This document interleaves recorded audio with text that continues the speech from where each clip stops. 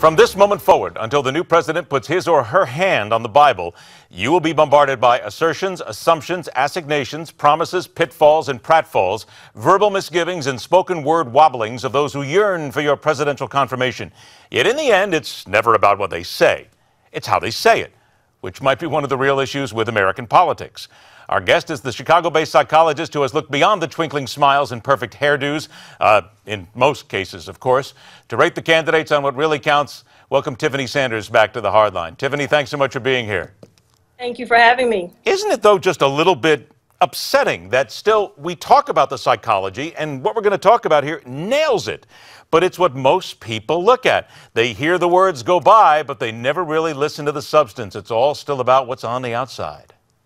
It is. You know, it's easier for people to judge the outside because they can see it. It's tangible. They look at people's interactions or candidates' interactions with others. And so that's easier to judge versus, sifting through tons of websites and information about their agenda, their purpose and what they're going to go after. So it's just easier to focus on the superficial stuff. But aren't the politicians then delivering exactly what the American public wants and demands, the superficial?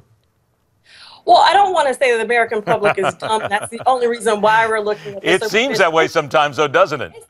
It's the cliff notes, right? So we look at the cliff notes. And so what we're just focusing on the cliff notes. And we don't have time as everyday Americans with lives to be, trudging through a lot of that other stuff. So the politicians know what we want. And so they're trying to give us that. But politicians have to be very careful because many of us are reading their language, reading their interactions with others, and looking at who their allies. And we're basing our connectedness to that.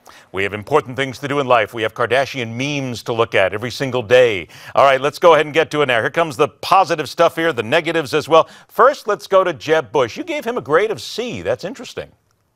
Well, Jeb Bush is, I actually lived in Florida when he was in office, and, he got the business done, and he's familiar to people. But the C is because there's the connection to his father. There's the connection to his brother. And so it's going to be difficult for people to separate that. And I don't think he's done the best job of communicating outside of probably Floridians is how he is different from his father and his brother. You call him confident and experienced on the positive side. All right, let's go ahead and go to Ted Cruz now, whom you say is organized and efficient. That's obvious. This is a guy who can debate, but he's even worse. You hit him with a D. Why? Well, Ted Cruz doesn't come off as likable, as connected with the American Main Street. And so it just makes it just very difficult to see how I'm going to look at him as a potential president.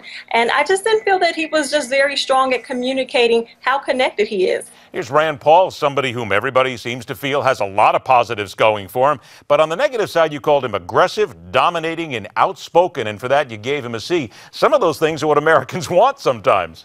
Well, actually, we do want you to be assertive and aggressive. And in Chicago, we got a mayor like that. That's Rahm Emanuel. But at the same time, that person has the personality to run right through things and not consider, the fallout from stuff. So he seemed a little bit more of a rebel rouser. I like a good rebel rouser every now and then. It's not a bad thing. The best grade that I found, though, you gave this to Marco Rubio. You said he's appealing, he's open-minded, he's youthful. I didn't see a lot of negatives. You know what? I'm going to say I personally like Marco Rubio.